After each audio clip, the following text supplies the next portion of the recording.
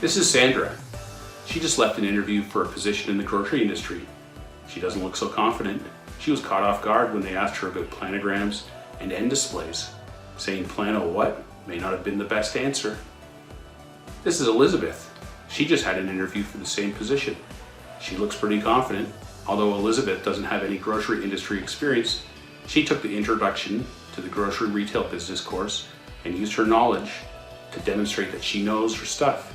When she was asked about planograms and end displays, she answered back with tips about merchandising at eye level and keying off national brand products with private label. She also told a story about the front end displays she saw when she did her in-store homework. She aced it. Now Sandra is back home looking over job listings while Elizabeth is gearing up for her first day on the job.